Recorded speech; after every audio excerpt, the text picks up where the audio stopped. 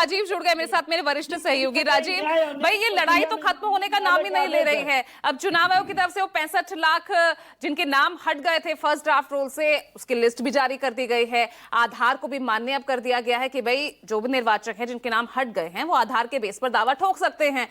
लेकिन दिक्कत तो अभी भी बरकरार है। उधर अपनी वोटर अधिकार यात्रा को लेकर और ज्यादा बुलंद हौसलों से आगे बढ़ रहा है इंडिया गठबंधन।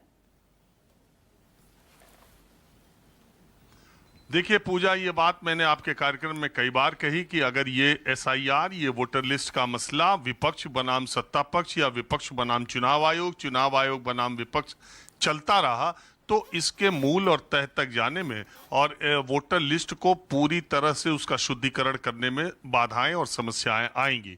इसमें चुनाव आयोग को सबसे पहले सारे राजनीतिक दलों को विश्वास में लेना चाहिए था और इस प्रक्रिया को थोड़ा लंबा रखना चाहिए था।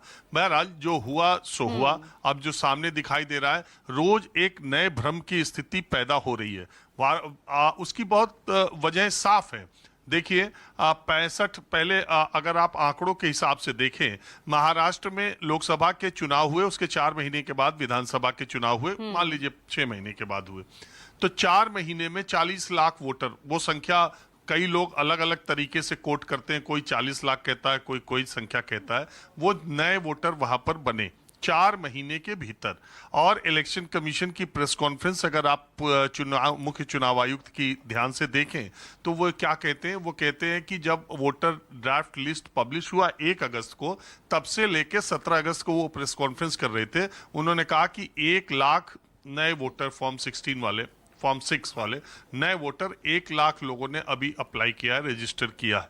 और जब वो लोकसभा की मतदाता सूची जो 1 साल पहले जिस पर लोकसभा हुआ था, 1 साल से ज्यादा 14 महीने होने को है, तो 14 महीने में बिहार में 1 लाख वोटर ही 18 साल से ऊपर के अपने को रजिस्टर अभी तक करे हैं, जबकि महाराष्ट्र में 40 लाख या जो भी उससे ज्यादा की संख्या थी नए वोटर ने अपने को रजिस्टर किया।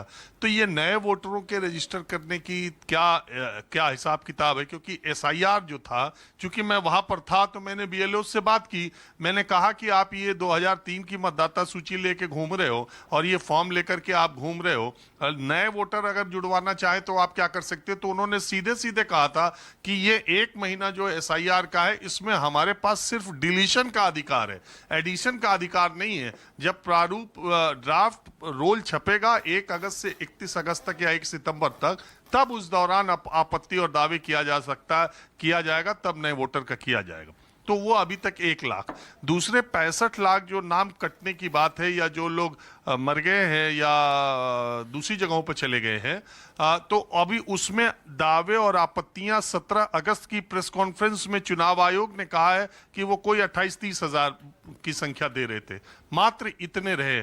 अब जब ये सूची सार्वजनिक हो रही है, जब ये सामने आ रही है, तो अब बाकी के 13 दिनों में कितने आपत्ति और दावे होते हैं और अगले 13 दिनों में 18 साल से उम्र के लोग कितने आते हैं, ये देखने वाली बात होगी। तो ये एसआईआर को इस तरीके से लेना कि ये किसी पार्टी के विरोध में, किसी पार्टी के पक्ष में है और पॉलिटिकल पार्टीज, कुछ सत्ताधारी दल के लोग उसके समर्थन में खड़े हो जाएं और सारे विपक्ष के लोग उसके विरोध में खड़े हो जाएं, निश्चित मानिए कि वोटर शुद्धिकरण का काम नहीं हो सकता है और उसमें जो खामियां पहले थी वो खामियां बनी रह जाएंगी। ये पूरी जो प्रक्रिया है असल में खेमों में बंटने की वजह से ज्यादा मुश्किल हो गई है और इसीलिए रोज एक नया भ्रम, एक नया कंफ्यूजन सामने आता है और मुख्य चुनाव आयुक्त की प्रेस कॉन्फ्रेंस के बाद वो भ्रम दूर होने के बजाय और बढ़ता ही जा रहा है। ये बड़ी दुर्भाग्यपूर्ण स्थिति है। बिल्कुल, बहुत दुर्भाग्यपूर्ण इसे कहा जाएगा अगर स्थिति इस तरह से, क्योंकि बात जब पारदर्शिता की होती है और इस बीच ये भ्रम का जाल, इसे कैसे दूर किया जाए, ये सबसे बड़ा सवाल है।